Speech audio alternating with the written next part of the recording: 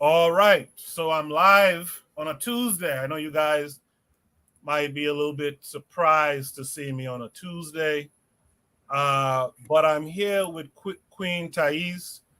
We are going to discuss African-centered education, um, and I'm going to introduce the sister now. Just let me fix this thing. I should have fixed this before. Sorry. Um, Let me fix this now. And there you have it. There's the queen. Greetings, everyone. Greetings, Queen Taese.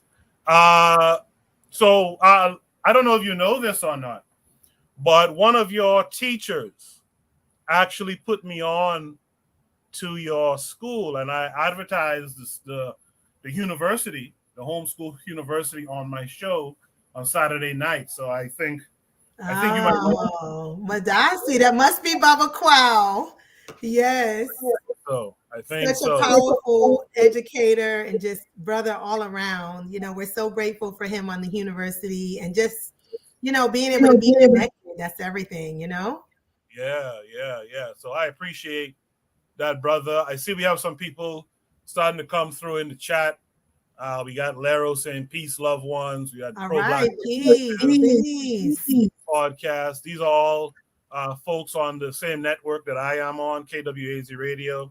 So they're here. I'm hoping some more people will come along as well. But Queen Taese, please let us know who you are and give us a little bit of your background. Well, I am the founder of the Liberated Minds Black Homeschool and Education Institute. I am a homeschool parent of almost 30 years now. So, my passion is really our true African liberation. Our children, our babies, their brilliance, our African families, and I love opening up our minds to the great possibilities and the information and the knowledge and the wisdom and the spirituality that is innately within us, right? But yet being able to make that connection from the inside to what is around us and allowing for especially our children to be able to recognize the power of who they are and what they've come here to do at a very young age. So this has been my passion for a long time. African-centered education is actually, what I was feeling as a young child. I just didn't know how to give it context, right? In terms of the environment. I come from Springfield, Massachusetts, which is a very small town. And yet I recognize the power of why I was born there because my family, growing up in a very tight communal family was what I had to experience to become who I am today and, to be on this journey. So I'm very grateful. And so, with that opportunity of having the support of family, I want to send a shout out to my parents. Both of them are ancestors now who, really poured into me. And, just being able to exercise in different ways of what I was feeling inside in terms of wanting something greater, knowing there was something more for our people, knowing that, a lot of the information we were getting around us, I knew it was lies. I couldn't make sense of it, but I knew it didn't feel right, so just happy to be on this journey. Very, very much so. I'm happy for your ancestors, your parents as well, for inspiring you. Also, it's interesting to learn that you just kind of knew somehow. I feel similarly too. I feel like as a child, I feel like I just knew something here isn't right. That's right. I'm from the Bahamas personally, okay. and I grew up around what would be considered like a colonial education. Mm-hmm. And in fact, when I was in what's called elementary school here, we call it primary school. When I was in primary school, I was actually in like a Christian school with a lot of like white missionary types. Yes. And I really didn't feel right in that place. Really didn't feel right. And I think a lot of our youth kind of know something's not right with this. Oh yes. Oh Do you yes.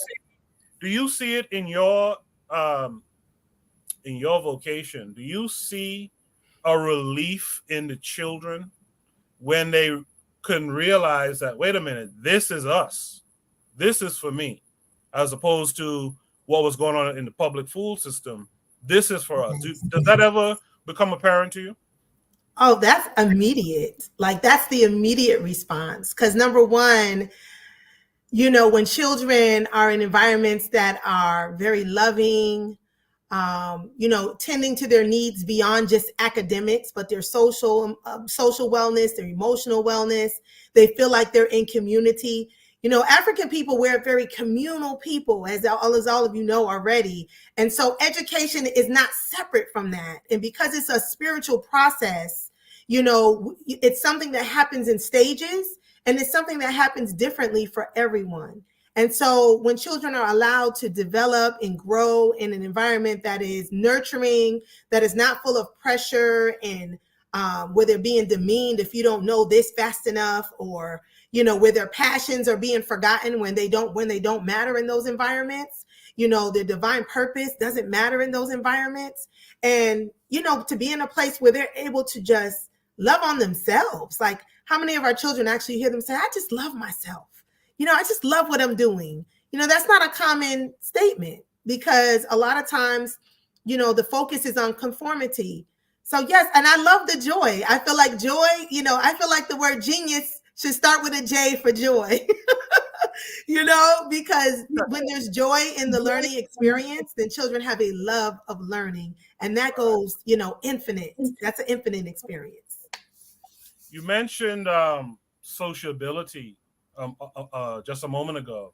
One of the listeners wanted me to ask a question about that.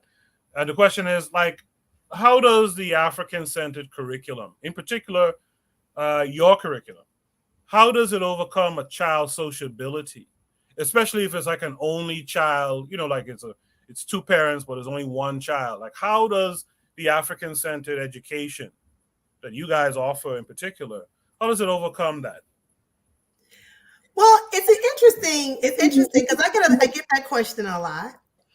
And one of the things that I want to share, through my own experience, is that most of us parents don't want our children socializing with any and everybody, right? So when their social environment is actually who they become, who the company they keep, right? We talk about that in the Proverbs of it.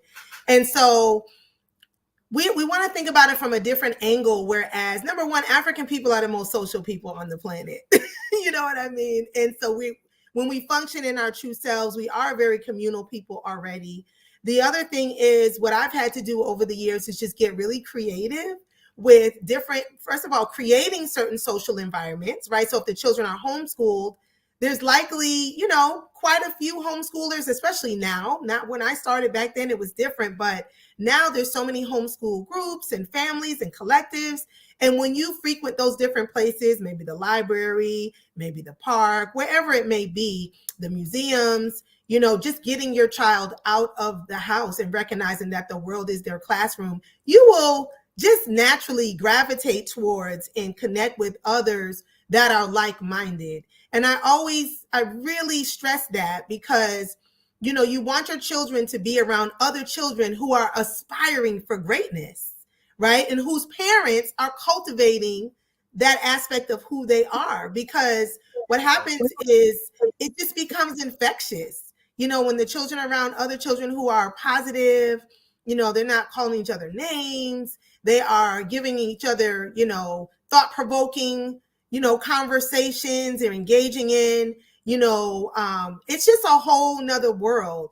So I just say that, the social aspect of learning is very important. So I want us to recognize that piece. Like Nana Asa Hilliard always says that, more learning is done through socialization than anything else, which is why education should be in a social environment. So also when we're educating our children, that should take place in social environments also, but that are controlled social environments. So whatever little bit of time, I say, whether you homeschool, full time, whether your children sometimes are in public school or private school, you just got to have that homeschooling mindset that you're very particular about who they're around and, who you're around also, in terms of different parents, and things kind of happen in divine order. I really truly have to say that. Most people, I tell them that, and they say, hey, I met so-and-so and I was in the supermarket and they were behind me in line and I couldn't believe it.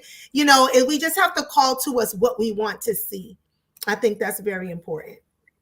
Queen Taese, you mentioned homeschooling and then you mentioned the public school system. My question to you is, with an African-centered curriculum, are you hoping to completely replace that public school situation? Or is it more so a means of, I'm sorry for the noise in the back of your head. It's okay. Or is it more so you're trying to supplement the public school system's information? Which one is it really? Well, I have to say that I think African-centered education should be full-time. I feel like it should be full-time because it is of us. It is the formula for, developing ourselves into our higher selves and our higher divine purpose and greatness and, what we've come here to do. It is the greatest level of joy that we could ever attain when we can function in our true selves. However, I recognize that my job really is to provide support, provide knowledge, encouragement, inspiration, letting people know you can do it. If you want to do it this way, you can do it this way. But if you choose to do it this way, we're also here to help supplement and support what it is you're doing. Because everyone is at a different stage in their life. Some people don't even aspire to homeschool. And that's not, I don't want to make it like, it's the homeschoolers against the public schoolers, against the private schoolers, because there's too many things that divide us. As African people, when we function in a unified way, we are able to be more whole because we can share our different experiences with each other, regardless of what path of education that we choose. That there's a lot of enriching experiences that can really bring our children's, their whole perspective to life of who they are and their enjoyment and their excellence and their greatness going forward, right? So I like to look at it from that angle. We are here to service what you need and also to bring you even closer to what it is that you truly want, that your spirit wants internally. So, and I was going to talk about this much more a little bit later, but so you guys offer an elementary education, secondary education. What are we to do as African-centered people, as African people who have aspirations for our own power in the future? What should we do when it comes to tertiary education, college, university, as far as you're concerned? Well, I feel like this, it all depends on, I'm not you have those people who are just like college, that's a must. I kind of take a very neutral standpoint. I feel like it's not necessary for everyone. However, it can be very valuable, providing that we as African people know how to navigate it, right? And we're clear about why we're doing what we're doing. We're clear at that point, trustfully, right, about who we are and what we're there for. For instance, sometimes you need a certain certification to do something, right? Okay, so it may provide that. But I feel like we put too much stock into, college is what's necessary to be successful. And that's not true. That's 100% not true. And in addition to that, if that is the route that we take, we're very clear about, like I said, why we are there and what it's for and how we're going to utilize it before we get there. So therefore we can extract what we need and stay on our mission and our purpose of servicing our people. Absolutely, sis. I agree with that 100%. I think if we get to the minds of the young learners, by the time that they get to the college university level, even though it might be this Europeans institution, they would have the knowledge of self That's right. already, and they would know their purpose. That their job is to go in there, take what you need, bring it back to your community, and enrich your community. Right? That's right. Because if you don't, the goal is, their goal of reward is their goal and reward is like, if you even think about the terminology, like the master's degree, right? The master's degree. So it's almost like you have now reached the equivalent of being able to be massa over your people, over everybody else, right? Except for them, which they don't want. They don't want to transfer that power. But now you can be in power. And sometimes we're worse, with people under us in terms of working with us than they are. We've like taken over their role. We do it even better by subjugating our own people. So it's like we have to be really careful with how we navigate that, and also making sure that it's on task and on purpose. I know firsthand that, our children are very capable at any age, very, very young, much younger than what we think, to be able to think on a very broad scale of some of the things that they want to do, creatively. You can see, if you look, even when they're very young, some of their passions, some of the things that really excite them, some of the things that they're really excellent at and they enjoy, and as we begin to create, I'm always I love creating opportunities. A lot of times we're always waiting for someone else to give our children an award, or we're always waiting for someone else to recognize their greatness. But they have to recognize, and we do too, that we can put them in positions of power at a very early age. And we just guide the level and the stage that they're at. As I'm really about stage versus their age. And I'm also about, allowing them to be who they are and recognizing and highlighting that from very young. Because a lot of times people will see, like, if me and my children are out, they'll say, "Oh, what do you want to be when you grow up?" And I can't stand that question, because I'm just like, well, what is a collard green seed when you put it in the ground? It's a collard green. Even though it's a seed, it's still a collard green. So it's like, we're not waiting for that. We are nurturing, we're cultivating, we're being strategic about what we do, why we do it, being very careful, being very mindful, being very present. And I know it's a lot, a lot that, I'm talking about, but at the same time, our children are able to achieve huge things at very young ages. And that was kind of always my philosophy, with my own. I have seven children of my own. And yeah, that was my thing. I was like, hey, y'all can do this. You want to do this? Okay, we can do it. And they were all able to achieve very young the things that they loved.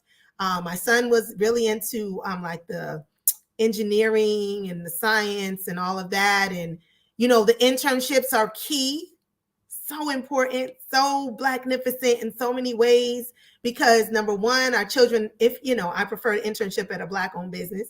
But number one, they're able to see how these businesses function. They're actually assisting another Black business in the community. They're getting college-like experience, because many people go to college and they get these degrees that don't have the experience of many of these young interns, because they are live. Like, I'm on the set, I'm doing it. I'm experiencing it in real time. So, when you recognize those things, you nurture them very young. My son was into, like I said, the engineering. We got him an internship at a car mechanic shop. It was a Black-owned car mechanic shop. And, the brother was like, "Y'all crazy. I can't do that," because, he was concerned about liability, and so we're like, hey, just give him one day, whatever you need him to do. He just wants to be on the set and on the scene and see how things work. Well, within 2 weeks, he was doing all the oil changes. He was like, I can't believe he's so mature. He did this, and he was 12. He was 11 or 12. And next thing you know, he was helping him take engines apart, put them together, and next thing you know, he after that summer, after that summer, he went to aviation school in the fall. We found an all-Black aviation school that was subsidized, so it was very affordable. It's called ACE, Aviation Career Enrichment, if you're in the Atlanta area.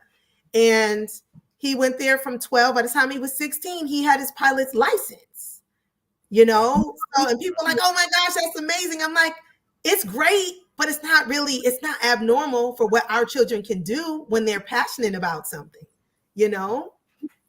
So I feel like nurturing them at a very young stage is so important, and not just looking at, oh, you're just a child, you're just a kid, you're just a, you know, we have to raise our expectations too.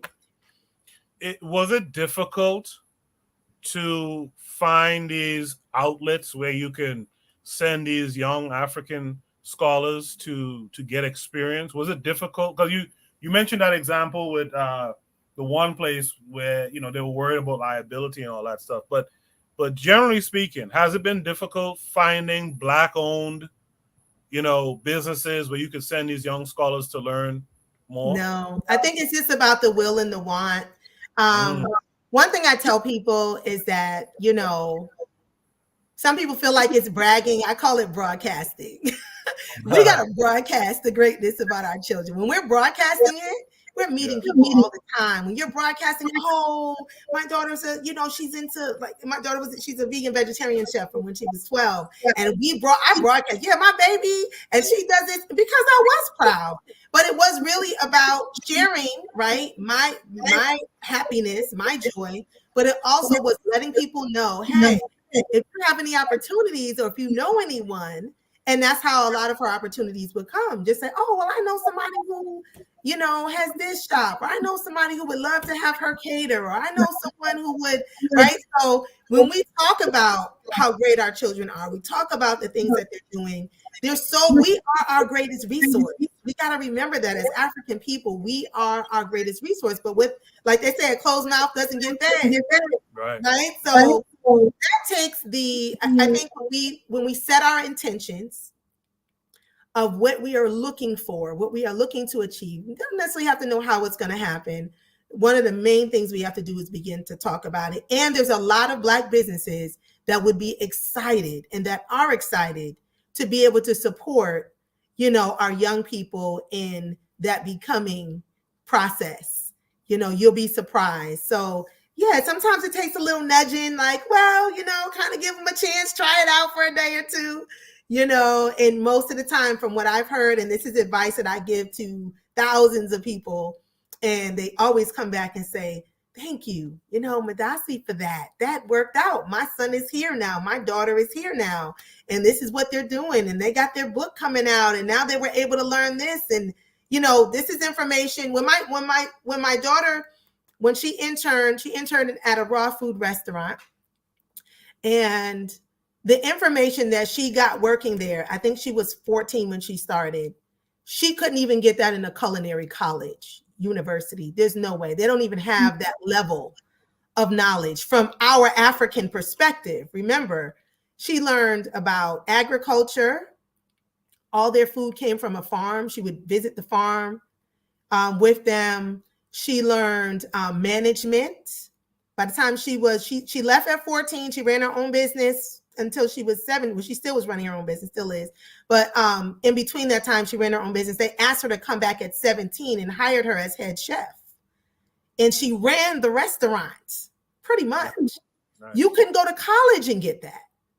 You know, you be making some food that don't nobody want to eat. Yeah, you put this little bit on the top and do this and this. No, we talking about soulful food that was, you know, raw and vegan. That particular place was all raw foods, and their food was like raw soul food, you know, with that love and that extra spice, that African spice.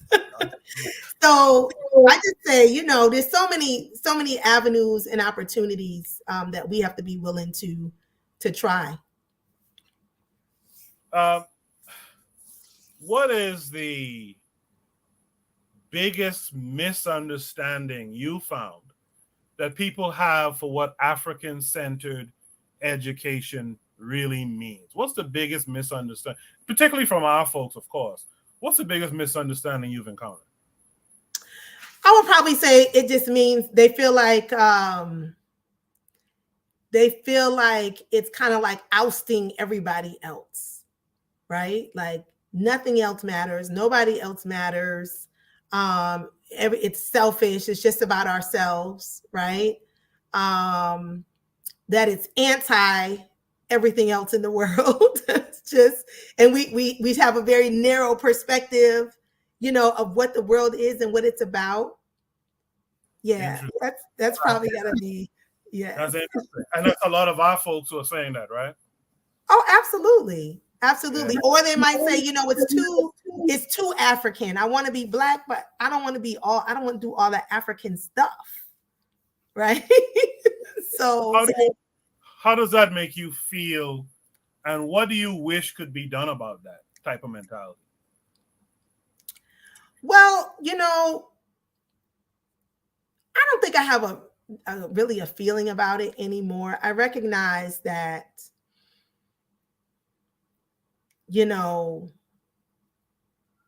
it's kind of like when I meet people, I'm not at a space where I used to be probably, I don't know, 30 years ago, where, you feel bad and you just want everybody to think like you and just be on this journey. I recognize that there are, the seeds within people germinate at different times and spaces. I can look at my own life and I can see there were points in times where people shared certain things with me that I thought was like, that's a little bit out there. No, that's too much for me, right?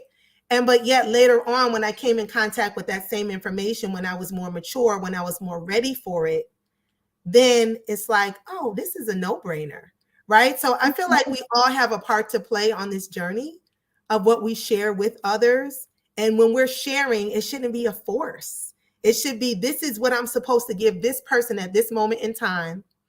Now, what that looks like internally for them, where that is on the spectrum of the magnitude of what it plays at their life, at that point in time in their life, is not up to me, right? That's the spiritual process that I'm talking about.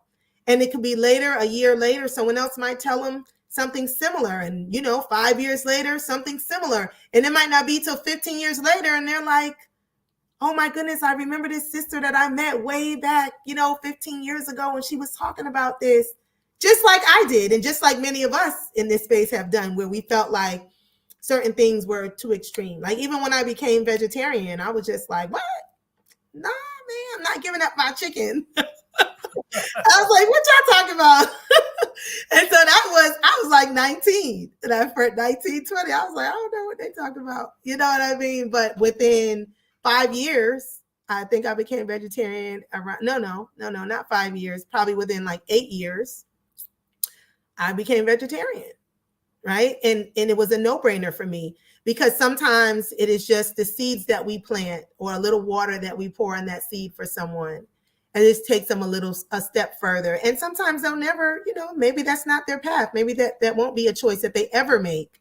But you left, your mark on them and who they are, just maybe to open up their mind a little bit to some other things.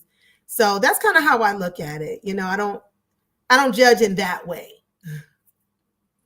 I appreciate that response. I don't know if you are seeing it or not, but in the chat, I can't see it. No. I'm going to put one question up here. Okay. Buana Hagaziki says, can older children get certifications at the end of some of the courses so they can go straight to work after school? Yes. So the question to that is, it just depends on what exactly they're getting certified in. There are some professions that require certain certifications. And so were they referencing more the university or just in general? I'm going to take that as a more of a general question, I believe. And so would you say? I think it's more about your university. I think. Oh, the university. Yeah. Okay. Your university, can they go to work? Like, are they certified and able to go to work? So it just depends on, once again, like what it is that they're doing. So what we are a homeschool support system. So we have over 54 courses that you can choose from. and you kind of create your own little tapestry of what works for you in terms of what type of skills that you're looking to obtain. It's not a certification necessarily like to go to a certain profession, but what they are skills that will assist you in moving into whatever it is you want to do. Now, we do have some certifications for adults. We have an adult certification called Becoming a Powerful, Proficient, and Professional Homeschool Educator. It's not just for homeschoolers. It's for, all parents. It's for educators. We've had grandparents. We've graduated almost 100 educators at this point in time. And it's really about building confidence. We deal with the foundation and the origins of the public school system. We deal just the whole educational system, period. Everything is, of course, comes from an African-centered perspective. But we go into so many different modalities, of how we can learn about our children, how we can educate them, from learning styles to different types of curriculum, from developing your own to, different styles that already exist, to world schooling, to, creating these opportunities that I'm talking about for your children. We deal with a lot of healing because there's so much curriculum trauma along the way that we don't even recognize as trauma. And a lot of times we pass that forward to our children without realizing it. Like if we were bad in math, we kind of shy away from math, or either we are stressing them about math to the point that they're stressed out because we knew that was a sore spot for us. So either we're going to retreat usually, or we go too hard where it turns the children off. So we want to find that balance of, those areas of where we need to heal of our own personal curriculum trauma and our experiences. And curriculum trauma doesn't necessarily have to mean that you had a bad experience in school. Because I had to correct that with someone. It's like, well, no, I enjoyed school. And it's like, it's still curriculum trauma because number one, it's in an environment that is not meant for you to be successful. So there's that air of, that in the air, just in terms of, what the intentions are. Also, there were so many lies so many lies that we were taught. That's trauma in itself, because now you're functioning from that place, right? Or from that reality. So we, those types of things, that certification is more for, preparing parents to be more methodical, be more strategic about their parenting. Educators, we have quite a few educators that come through there too, because it's really applicable in all scenarios. We have grandparents, because we got grandparents that are like, hey, I want to do something different for my grandbabies. I want to give them a different experience. And I also want to continue to show my children, even though they're grown, right? Different tools and techniques that they can do to work with their grandchildren. So I say that's a little bit of yes and no. We also have that's a PPP, that's the powerful, proficient, and professional homeschool educator training. Excuse me. We also have the Black babysitter certification training. So that would be a yes. Because what that is, we use Nana Fukiao's work, the Congo Art of Babysitting, as our foundation. And with his work, what we do is we use that as, number one, a foundation for children to recognize, this is for the youth now, for children to recognize their power in being able to impact another young child by babysitting them or caring for them. So a lot of the children who come have siblings. Sometimes their parents register them because they're like, hey, you're watching the siblings when I'm out. Even sometimes we just run out to the store to do something, we just assume because the children are home with us and we see how they handle the children. Okay, they're good. But there's a lot more that goes into that in terms of, how are they watching them? Are they just throwing them in front of the TV? Are there's one child on the phone while the other one is just doing what they want? Like, what are ways that they can be engaged, but also safety? We've already had one parent who their child was, their house caught on fire. And she called us crying. She was like, oh my gosh, thank you. Because she kept asking her daughter, how did you know all these things to do? She said, I learned it in the Black babysitter certification course. And it brought me to tears. We were all crying. It was like such a scary thing, but it's real. We had another child where her brother was choking. And because they get CPR first aid certified, and then they also learn all the facets of, caregiving and things like that for children of all ages. But, you have all kind of scenarios that come up. You have so much, going on in terms of, crime increasing, people breaking into homes and just all kind of stuff. So it's really about preparation, which is really what we're talking about here overall, like preparation for life. And these are skills that the children can use as even as parents when they get older. So that prepares them for entrepreneurship, because most of them that come are starting their own babysitting business or caregiving business. So they are prepared for how they're going to start their business, how to interview someone, what do you look for? What do you need to ask about the child? What information do you need to know about the family? All the details that go into it, they learn that as well. And when they're done, they are prepared, right? Practical knowledge. When they're done, they're prepared to go and not just like babysit from a Yoruba or European perspective, but they are prepared to nurture a child, from an African-centered perspective. We don't say African-centered, like we just give the knowledge in the way. And I think, that attracts a lot more people to that course, because it's like when we're using Nana Fukiao's work, the Congo Art of Babysitting, they're getting that African way of how we pass culture forward. That's the cultural transmission. That's the caring. And that develops everybody. It nurtures them themselves, like as they're learning and as they're stepping into that role of leadership. It nurtures the children. It nurtures the parents. So that's one example of one of the certifications that we do that the children can go on. We also have children too who are interested in just working with children when they get older. We have one coming up. When is the next one? I think it's at the end of this month. We have another certification coming up. So it's all virtual. It gives us an opportunity to reach our children wherever they are in the different families.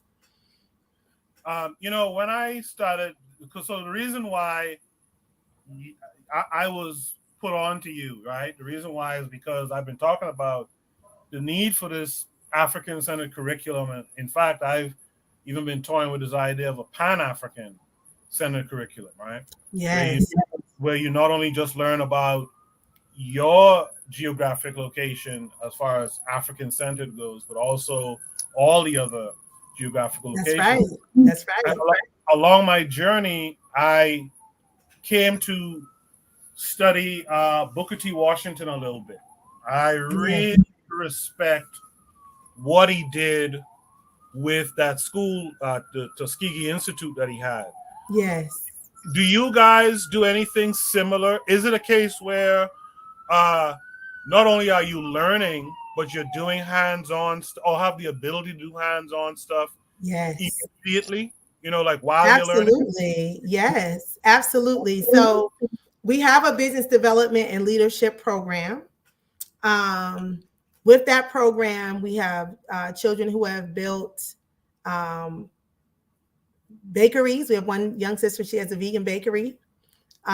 We have a couple of land developers. We have a couple of children who bought their own land and are developing that land and being trained on how to. We have an agricultural aspect where they're learning how to farm, how to garden, how to grow their own foods. They're learning in the classroom, and their projects are hands-on projects. We also have a manufacturing program that's getting ready to start in September, where they're going to be doing 3D printing. They're going to be creating their own designs. They're going to be learning CAD and some of the, the different systems, systems that are used to do a lot of the engineering. Everything is hands-on. We also have another science program that is very hands-on. That's a new program that we're bringing on. Baba Tony Browder, his daughter, Atlantis Browder, wrote the curriculum. And so we're working closely with her right now, training for that program, getting ready to bring that on board. And so everything we do really is about showing the children that you can do this now. We have art classes. We have an African world art class where the children are learning and actually implementing. It's not just learning about looking at the art, but they're creating art. We have a young sister who was into graphic design. We brought her on as our, hold on, let me have my son get it from me. Hold on.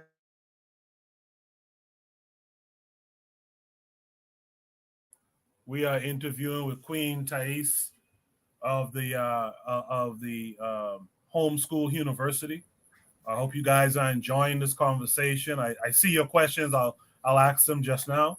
So I have my son pass it to me. So yeah, so she loves graphic arts, and so we made her. She does all our merch. You see the Liberated Minds and the logo in the background. Nice. So that is, so what we did is we empowered them, and she has notebooks and water bottles and all kind of things that she created. And so we put our young people in a position of leadership, power, but we don't just put them there. We develop them to be at their maximum. And that's the thing. So yes, that's what Liberated Minds is all about. You cannot be liberated just doing a worksheet and reading a book, because it's about bringing it to life. How do we take this idea of what we learn, because it's just an idea if it's on paper, and we actualize it like in real life, real time, and that's what life is about, right? It's not just about keeping everything in the ethers, right? And we got to bring it on down, bring it into fruition. So there's a series of, steps that it takes to do that. And so these children have to experience that. There's nothing greater than experiencing this success right now, because number one, if you're experiencing that euphoria of like, wow, I did it, I did that, then you're just going to keep on elevating to the next level and the next level and the next level. By the time you're an adult, you're so confident and you're so sure about how to execute certain things and how to plan, and how everything integrates into, bringing everything into reality. And I think that's very important. While you were talking there, I was dusting off my lunch pail and backpack. I think I'm going to enroll in the school myself. All right. You guys have CAD. Wow, AutoCAD, and that's cool. How about coding? You guys do coding as well? Oh, absolutely. We have cybersecurity. We have, they're developing their own games, and we have it all. And these are children as young as first grade. So the youngest, I think, in that program is 5. And then as they get older, by the time they hit middle school, they're able to enroll in the cybersecurity. So not only they're learning cybersecurity, but they're learning how to utilize it for the community, how to educate the community. Because remember, a lot of this technology that's out here, let me be very clear, while they're talking about STEM, and everybody's pushing their children in the area of STEM, I'm like, when STEM becomes so important, STEM has always been a part of, what makes everything work and flow and go. It's nothing new. So why does it feel so new? Like everybody's pushing it. It's because all the STEM is to get ready to push all of our people into their agenda. So if we're not clear about how we're going to use STEM for our people, we're going to be working for these big companies that are destroying our culture. So that has to be, that's one thing I don't think we talk about enough. Like, how are we going to utilize it for our people? So as they're learning how are we going to utilize it for our people? They're having that type of a dialogue. Some of them say, hey, well, I want to create, games that are positive messages for Black children or families. Some say, hey, I want to teach more of our people about cybersecurity so they can protect themselves, or how to make sure they're, protecting themselves on the internet, or, there's different levels of what that looks like. But one of the things that Baba Jason, was send a shout out to Baba Jason Big Pen.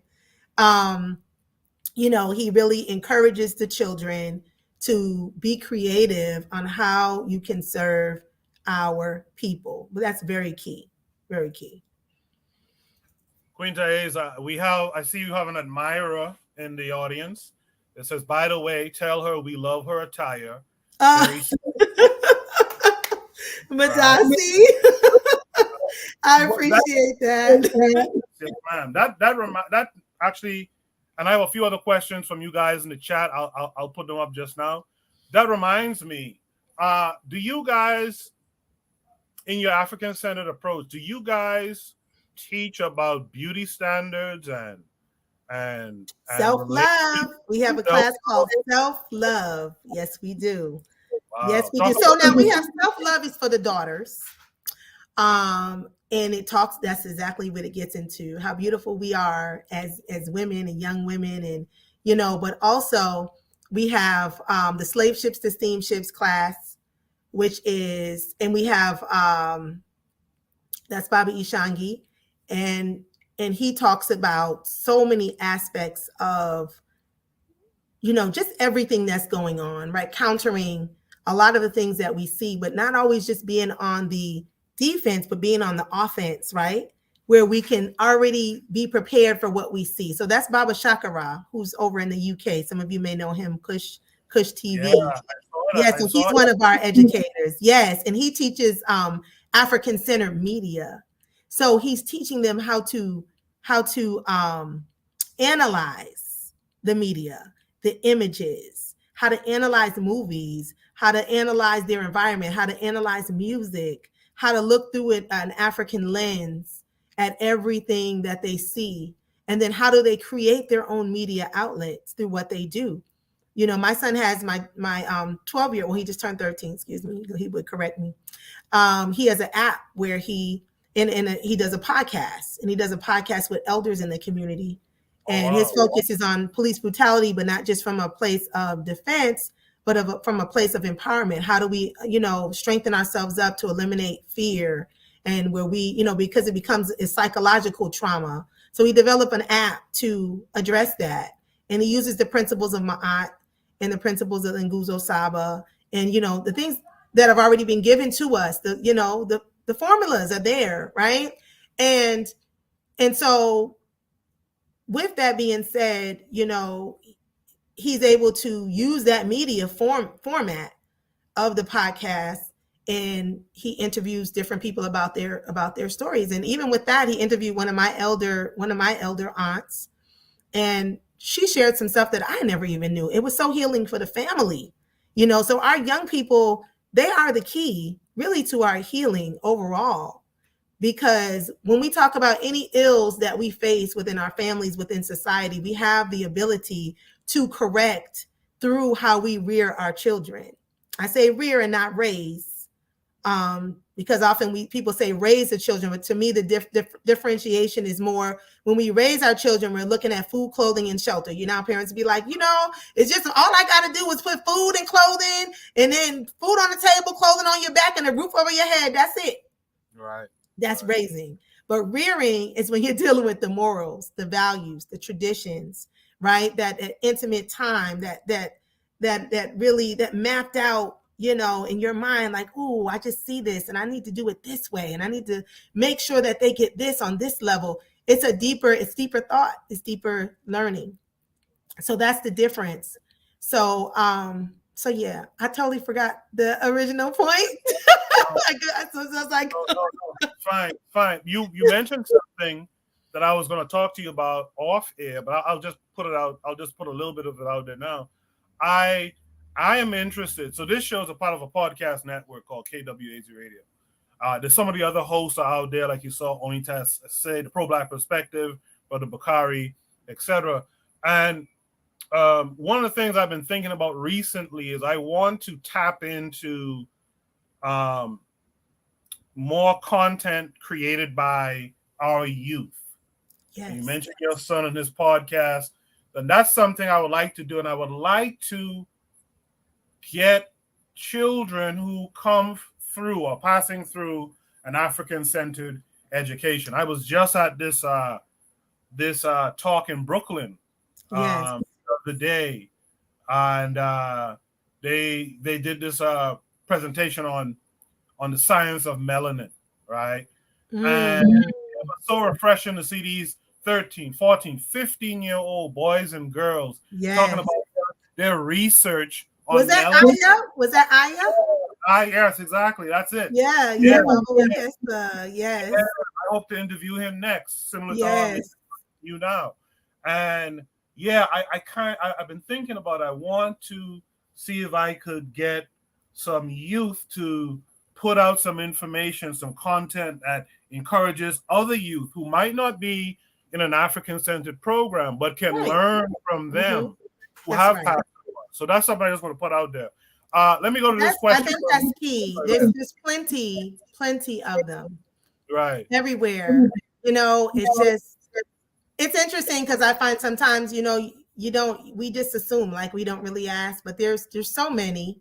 We have a young brother on the campus who just wrote his first book. He's 5, 6. Wow. He's 6. Okay. And he took a trip to Tanzania about 2 months ago. And now he has a book about his trip. He's actually going to be one of the presenters at the expo this year. Nice. So, we're always looking to, put our young people in those positions. And so I will be happy to supply you with a list of names. Thank you very much. Yes. Yeah, we're going to talk. I hope we can keep in contact. We definitely will. Absolutely. And, this is just the beginning. So just the beginning. If you don't mind, let me ask another question from the audience. Zuliism asks, how does the African-centered homeschool work with the public curriculum? Well, it's supplementary generally, because the reason why I say that, I would say complementary, but it's really not. It's totally two different opposite ends of the spectrum in a sense. However, I feel like the African-centered curriculum can help to boost confidence, which helps to boost competence in everything that our children do. So I feel like, if you're utilizing the African-centered curriculum at home and your child is in public school, that's all right. We got you. It's like you do what you can, how you can, to the best of your ability. And that's where, that's how it works. So use that African-centered curriculum, create a curriculum, hear me now, just like the school says at the beginning of the year, they're here. And at the end of the year, we want to make sure they're here. Well, you do the same thing. You say, okay, I see that's what y'all got over there. But over here, at the beginning of the year, they're here. And at the end of the year, this is what I want them to have achieved in my home. Right. So then the two, then they begin to complement each other in a little different kind of a way, because you're giving, because of the way it's presented. Right. So you kind of have to make it do that, because as they're learning the African-centered curriculum, it is changing their whole biological, mental, spiritual makeup internally to make them feel and become more empowered, which is going to allow them to be ready for anything. So I feel like that's how it can benefit. Yeah, I wanted to ask you this question in the moment, but the pro-Black perspective is asking it for me now. He says, wow, a boy who went to Tanzania and wrote a book about it. What's the book? Do you know the title of the book off top? I don't. They just sent it to me recently because I was talking to his mom. She called me. Okay. She says, hey, this is what I want to do. And can you help me? So we talked about it. Dr. Blackwood, who's another, Dr. Alicia Blackwood, who's also another amazing Blacknificent educator on the campus. She got involved, and another educator, Nia Sade, got involved. And so here it is. So that will be his first time presenting it on the Liberated Minds platform. Okay. And so I think it's something like, my first trip to Tanzania, if I'm not mistaken. His name is Ade. I'll email you, and when you tell me by email, I'll post it on the community tab and let people know, okay? Okay, give thanks. By the way, earlier when you were talking about your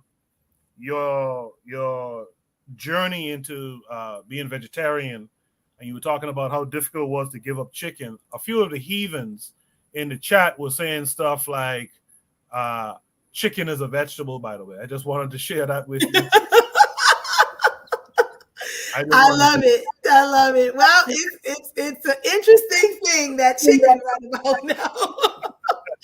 Because even the original chicken is not chicken anymore. That's the scary thing, But very scary. The beautiful thing is that I think we're awakening to so many different options, and recognizing and being more strategic and more deliberate about our health and our wellness. When we had to eat certain things and make them taste good because that's all we had, to now recognizing we have options, and there's a science.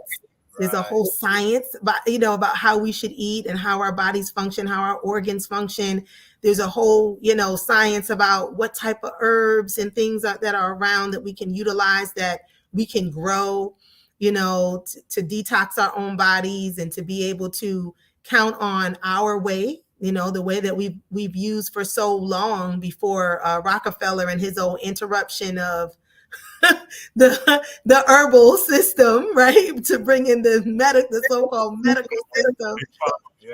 Yeah. So it's I think it's important that I always say our culture is our cure. Our culture is our cure. And I know that to be true because everything that they give to us that they try to make us pay for is already our culture. Like it's already ours. They just took it and tainted it. Or one of the things that I also recognized this a little while back. I said, it's so interesting how they always called us primitive. But if you look at the word primitive, it has the word prime in it. And prime meant the first or the best. If we look at the biggest company right now, Amazon Prime is like number one. If you look at prime rib, it was supposed to be the best cut. So prime always symbolized the first, the best, the superior. Yet they gave us the word primitive as if it was, lower than or beneath, as a very, a comment that was really made to be more denigrating of who we are and derogatory of who we were. But if we really break it down, we are prime. Yes, we are primitive. That's the source, the simplest aspect of the source. And then looking at too, that everything that they've given us, they say, okay, organic foods. Well, everything we had was organic. We didn't deal with chemicals. They give us, natural healing medicine. Well, that's what we always dealt with. They give us purified water. Well, that's what we always dealt with. They give us essential oils. They package everything. And they're selling us our own culture. And we already have it. It's already within us. So we just have to tap into that and teach our young people to be a part of that process. So it's not something that's forced on them later, but it's just their way of life in existence. Queen Taese, I thank you for that. You're absolutely correct. Brother Bakari asked a question. With the school being African-centered, is any African language being taught? If so, yes. Language. We have two languages. We have one traditionally African language. So we have Swahili that's being taught. And then we also have French being taught from an African or Pan-African, it's called French from a Pan-African perspective. And that educator is from Central African Republic. So she teaches it with our story, through the eyes of our story, which is beautiful. And she also, now she's in the Zambia. She lives, many of our educators are elsewhere throughout the diaspora, right? So she lives in the Zambia. We have another educator that lives in the Zambia, one that lives in South Africa, one that lives in Ghana, the UK. They're spread out, so they actually, the beautiful thing is that anything that's taught on the campus is taught through our worldview, regardless. But we do have Swahili, as I would say, more so than the French, but the French is taught from that angle and perspective, which I think is very important. That is important. I would just want to share this with you. Bwana Hagaziki in the chat says, we need more sisters like this out here publicly. This is a good look. I do appreciate you a bunch. Tatum says, thank you for all your work. This is good. Yes. I promise I wasn't going to keep you very long. I didn't even show the website. Let me show the website really quick. Let me share the screen and show the homeschool university. I did show this before on my Saturday night show. Maybe one day you'll come through on Saturday night. Yes. If you go to the top and you click our offerings, and you'll see the current courses. Yes. You'll see a lot of the classes that are on there on the campus. So it gives you like a list. We have Ubuntu Circle. We start off with every day with the collective. Baba Kwao been such a huge supporter of that. He'll come on sometimes and, share some wisdom and some love. And, so big shout out to him for all that he teaches and educates our youth with, teaching them about the revolutionary Africans from around the world, from throughout the diaspora. But also, yeah, just really appreciate, him and all of the educators who really give of their heart and soul, to all of the babies, all of the children, and the parents. I do want to make a comment that this campus has 3 generations. It's children, parents, and grandparents. So it's actually a membership. It's not like a school, like you're just enrolling tuition. It's more of a membership. So with that membership, the children, the parents, and the grandparents can all take classes under that one membership. And the goal is really to reunite the educational process within the whole family. Education originally was done in a communal sense, where you had the children, the parents, and the grandparents all involved at different stages, different ages. And so we are striving to, bring that forward through this experience. And it's been wonderful. It's been really magnificent seeing, a lot of the parents feeling excited about learning again. We have some parents that take every last adult class. They have adult classes in the evening. The children's classes are in the day. And we have some grandparents that are just, super excited. We have classes on business. We have the metaphysics of marketing and monetization. We have crypto woke financial literacy, which is really talks about, getting your family finances in order. We have so many different aspects that really benefit the parents and the grandparents as well. So it's like a whole community of learning. So as the children are learning and having certain conversations, it's kind of changing the narrative of the home, which is really what we want to make it more communal. I have to echo the sentiments of Yana B in the chat, who says the website looks great. Oh my God, yay! She says we need this in every state in America. I think that might be kind of getting missed here. This is a homeschool thing. We can all do this wherever we are. That's right. That's right. And we are looking at setting up some satellites. At this point, we have a lot of people who've been asking. I'm just real particular about who, it's got to be someone that we know is really in alignment, with what we're doing.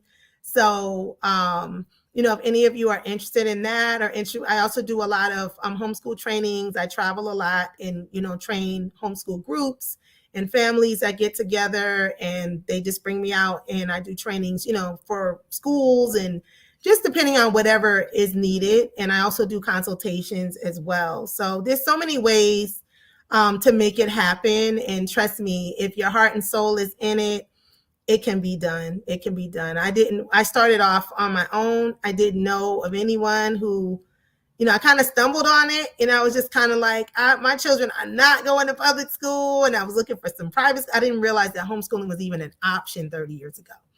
I'd never heard of it unless it was for, children who were famous or in movies and all that type of stuff. So when I realized that it was something I could do, I was like, oh yeah, it's a done deal. It's a done deal. So we all can do it. It just takes getting a better understanding of, what to expect, what to do, different aspects of, developmental stages of the children. I use Nana Amos Wilson's work. Big shout out to Nana Amos Wilson, because he's such a huge foundation of everything about me. I really appreciate that as well. We also have the liberatedminds.com. If you go to liberatedminds.com, you can watch, and we give free webinars for the community where we give the children, it's for the community, but the focus is, of course, on the babies, on the children, and we give them an opportunity to whoever we're interviewing, we give them an opportunity to come up and, have agency over themselves. Like, okay, I want to ask the question. So we bring them up and, so they could ask the question themselves onto the screen with whatever's going on. So we had Baba Marcus Garvey's son. They interviewed the first Black group to climb to the top of Mount Everest, which was an amazing interview. It was so, oh my goodness, so symbolic of everything that it takes to be successful. It really wasn't just about climbing to the top, but their journey. And the elder there that spoke and shared, and there were about there's I think 10 people on the team. There were 4 people that came for the interview. So yeah, we just give the children an opportunity to get on there and share what it is that, ask. This is it right here. If you go on there, I believe the recording is on there, so you can watch it and you can watch the children ask their questions. Here it says view the recording, so you can watch them, ask their questions and hear them. It's just, it's a whole experience. It's a whole experience. So, feel free to go on there, watch some of the free webinars. We also have some other free webinars if you're interested in Homeschool Success Supercharged. We have quite a few that we've archived just to give insight of how in different ways that this can be done for any of us. So, yes. I just want to point out this button right here too. Make a donation. You guys can donate to these. A lot of times these initiatives need funding. I'm looking at these websites you have, like Yana B pointed out, and I'm like, damn, I need to get her website guy or gal. I need to get them because I mean, nice stuff, beautiful images of Black people, Black men, women, children. I really do like it. I do like it. So we'll talk about some of this stuff later on, but I want people to realize that even if you can't afford to sponsor a child to go through this homeschool university, just make a donation to that.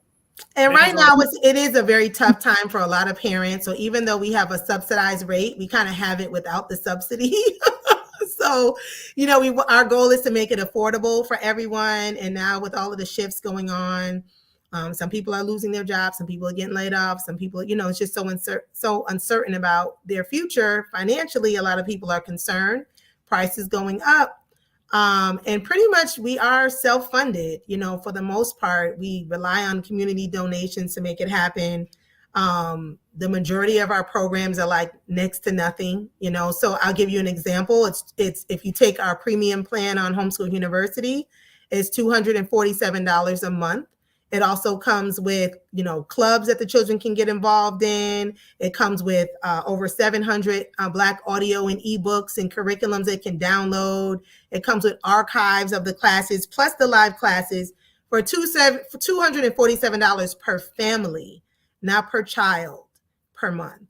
So when I say per family, that means children, parents, and grandparents. So there's some families that have 2 children. There's some families that have 8 children. It's all the same price. It's per family. So we really strive to make it affordable because a lot of times African-centered programs don't have the scholarships that a lot of these other institutions have, right? So our goal is we want our children and our families to be able to engage and have the resources and build family. Like, it's love up in Liberated Minds. Let me tell you, it is a lot of love. Shout out to all the parents and those who are heading up committees. We have a yearbook committee.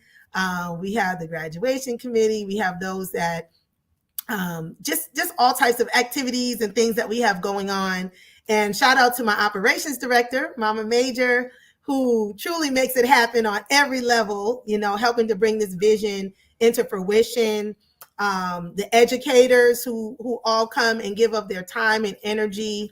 We're always looking for those who want to come on board and just spend an hour or 2 a week.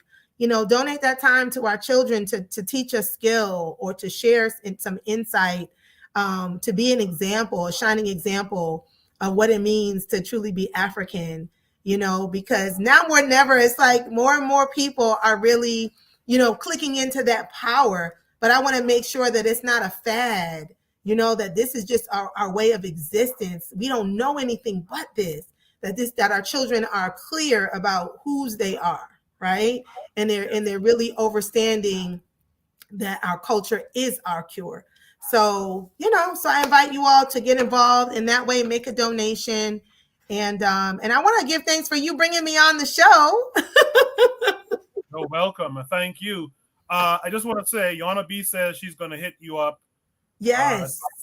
I dropped the link in the chat. Beautiful. And I don't mind giving my email, which is liberatedmindseducation@yahoo.com. Liberated Minds with an S, MINDS, and then education spelled out at yahoo.com. So if you want to reach out that way, just give me a moment. Sometimes I don't get to my emails right away because it's just so much going on, but I will definitely get to it. There's also a contact page on the website as well. You can go through there. also. And yeah, you can. And also, I have a book out called Why We Homeschool. It's actually a project that a sister friend of mine put together. And she said, hey, you want to be a part of this book project? And it's a series of stories of why we homeschool, you know, different people and their different reasons why and how they were able to make it happen successfully.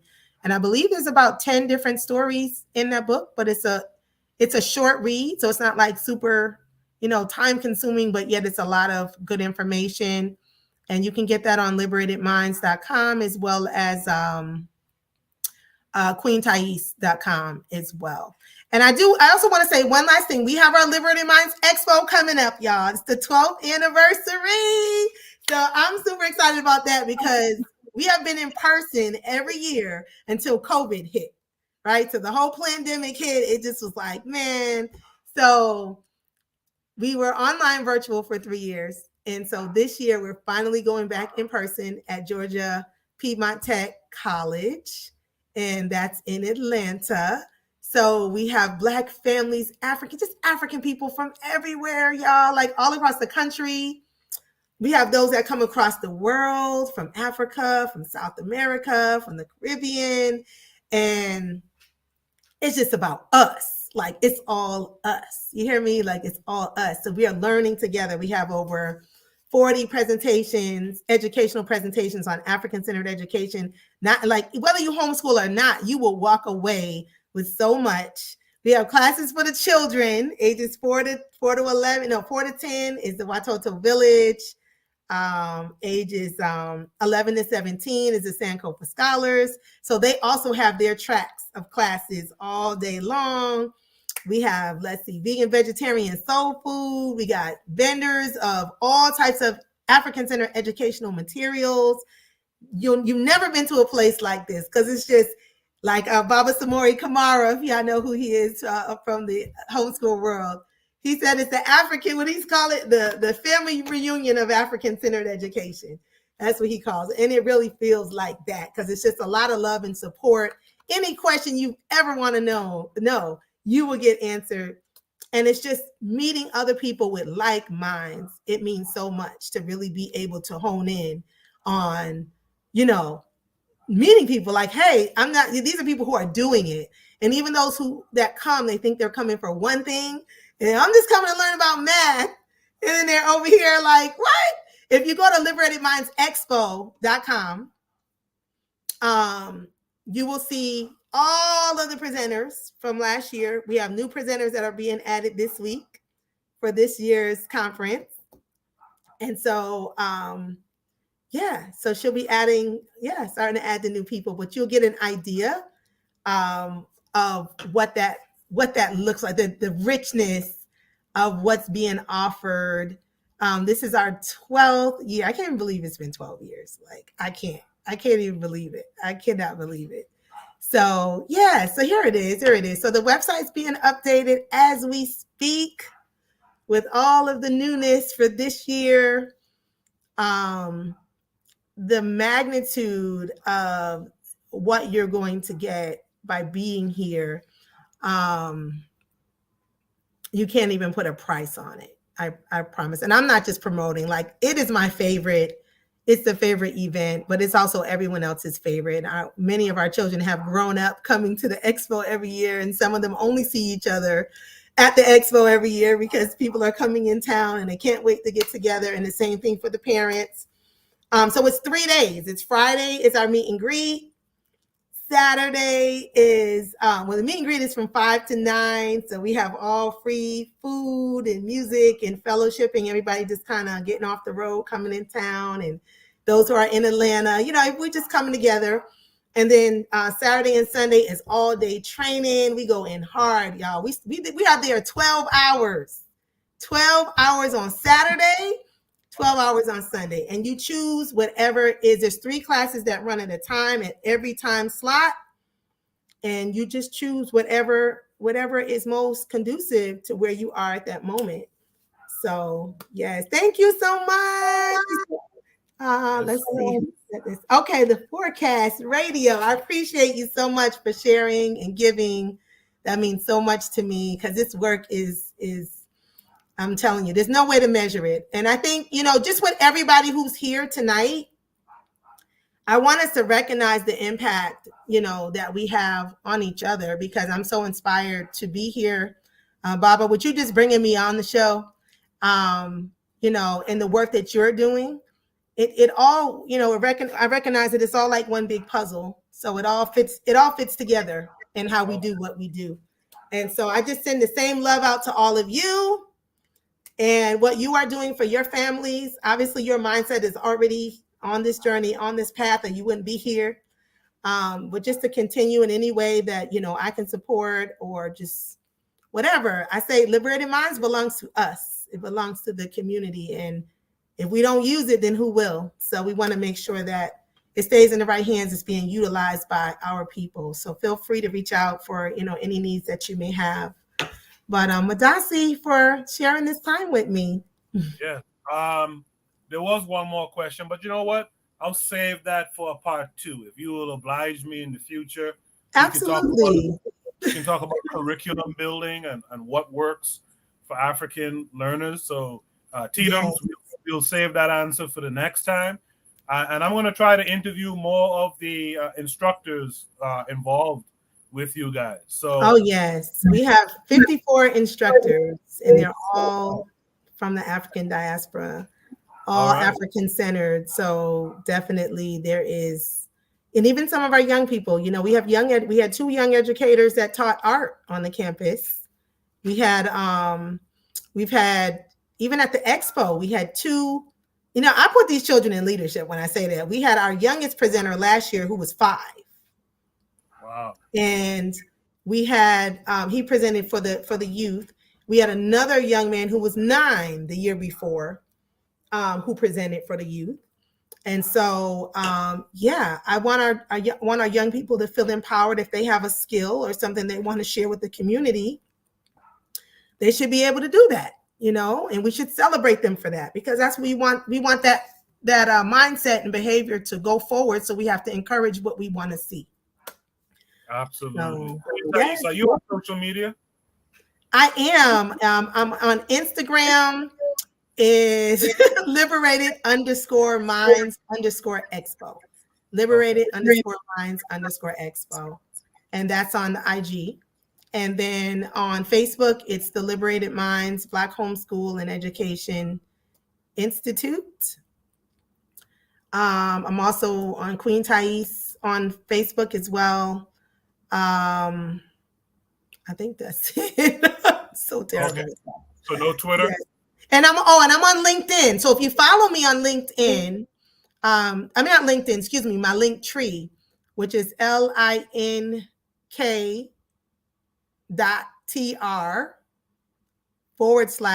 Taese. So link.tr, excuse me. No, that's wrong. Let me figure it out. Hold on. It is linktr.ee. Let me just be sure. Hold on.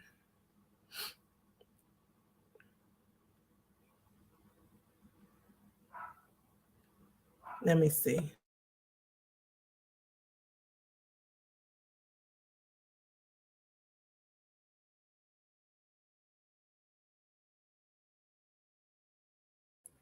Sorry, I was talking without my mic being on, but it's I got it.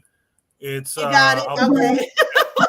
I had to ask my son. I was like, how did you do that? I think it's linktr.ee/Queen Taese. So if you follow me on Linktree, what happens is whenever I post something new that's up and coming, then you'll know about it. And it'll there's a way that you can follow. It's like a bell or something. You click it, and then whenever something pops up, you'll be the first to know. Oh, beautiful. Right. Yes, Yona. Shout out to Yona yes, B. please spread the word. I look forward to meeting you all sometime, someplace. Absolutely. We'll do this again sometime in the future. We'll talk behind the scenes. I'll email you. I'll send you messages on social. I want to thank you again for all that you do, number one. And number two, I want to thank you for sharing what you do with my audience. Hopefully more people will become aware of what you're doing and want to support it. Okay. Madasi, and I appreciate everyone, all of you for being here and for you having me once again. It's such a joy always to share more joy with others of what we can do. So y'all just stay encouraged, be inspired, but allow that inspiration to create activation, right? Take that consciousness into conscientiousness where we're actually putting it in motion. So much love to all of you. Absolutely. Queen Taese, I thank you. I'll talk to you soon. Okay, much love. Okay, goodbye. Much love. All right, guys.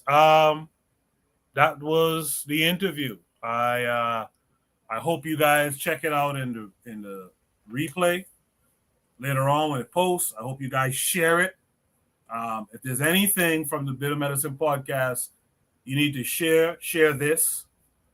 I thought it was a great interview too. Thank you, 4Kast, for your donations to the cause there.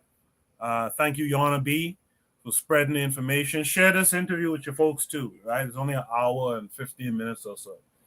So anyway, I'll see you guys for Shoot the Breeze. If I'm not doing an interview sometime later in the week, I'll see you guys for Shoot the Breeze. Until then, you guys be good. Peace.